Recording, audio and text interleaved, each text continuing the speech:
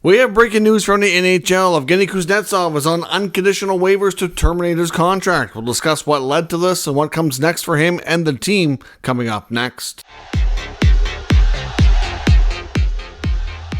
So welcome back to another video here at Top Shelf Hockey. As I mentioned, we have some pretty big news in the NHL. We have the Carolina Hurricanes have Evgeni Kuznetsov on unconditional waivers for the purpose of contract termination. Now, we had discussed a few days back that there was a rumor out of Russia that he was going to be heading back to the KHL. And of course, that was not able to happen. He could not sign a contract while being under contract to an NHL club. So the speculation was either that this was going to happen so that the contract would be terminated, or it could be a case where the Hurricanes decided to buy him out. We weren't really clear what direction it was going in. The Hurricanes do have some RFA business to take care of, and certainly, once they have a player file for arbitration, you can get a second buyout window, which could very well happen for the Hurricanes. But at this point, it's going in the other direction. The RFA business will have no bearing on this decision. So obviously this is a mutually agreed upon scenario where the Capitals and Hurricanes will both benefit from a salary cap perspective, and Evgeni Kuznetsov will walk away from some money but then re-sign in the KHL. Obviously at this point, the Hurricanes and the Capitals will both get $3.9 million of cap space back. Washington had traded Kuznetsov with 50% retained to the Hurricanes in exchange for a third-round pick back last year. So at this point, we knew that things kind of had a good start in Carolina, but it was pretty clear by the time we got to the playoffs that he wasn't necessarily going to be a big piece moving forward, and was expected that he may not play a big role this year if he did stay. But at the end of the day, he thought it was best that he have an opportunity to go back and play in the KHL. He's 32 years old. He's got 743 games of NHL experience, 575 points. Of course, was a big part of the 2018 Washington Capitals Stanley Cup run. In my opinion, should have been a Conn Smythe Trophy winner. Had 32 points in the playoffs. Ultimately, that went to Ovechkin. Also had a really good playoff as well.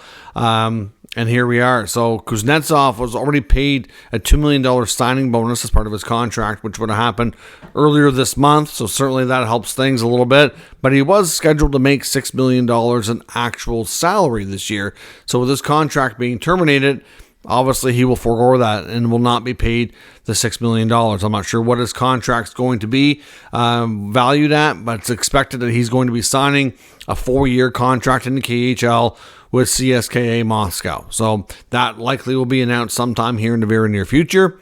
And the contract won't be officially terminated until tomorrow once he clears waivers, which is obviously going to happen. So the Capitals get some cap space back, $3.9 million. We know they're way over the cap right now after all the additions they've made.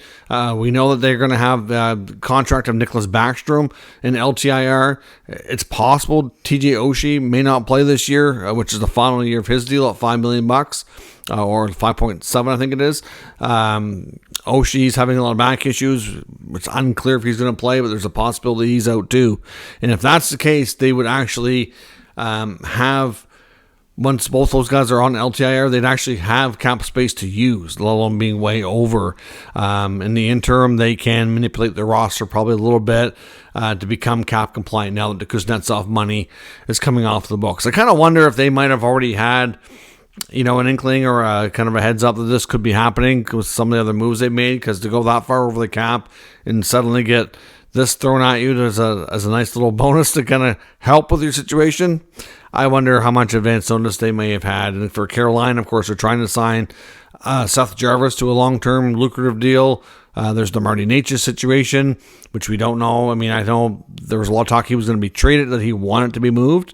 But obviously now with all the moves and changes within that team, the Hurricanes, I think, are trying to sort out a scenario where they kind of change their relationship and give him a bigger role and hopefully retain him. And it may not be on a long-term deal, but it's definitely going to be in line for a good raise. Nonetheless, even if he only signs short-term, he may want to do that just to kind of see how things go before committing long-term. Time will tell, but this is a lot of space for both teams that will come and a huge help and advantage to get other business taken care of here. So let me know your thoughts on the Kuznetsov termination. Obviously, he'll head to play in Russia, likely for the rest of his career. and we will see where things go.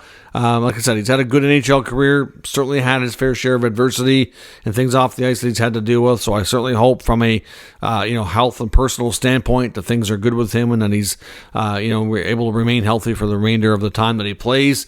And obviously, like, he'll always have that 2018 Stanley Cup run with Washington be part of his NHL legacy. So let me know your thoughts on this in the comments. We'll discuss further. If you're new to the channel, make sure you subscribe and stick around. We'll keep you up to date with all the news, rumors, and analysis of all 32 NHL teams. Thanks for watching. I'll catch you next time.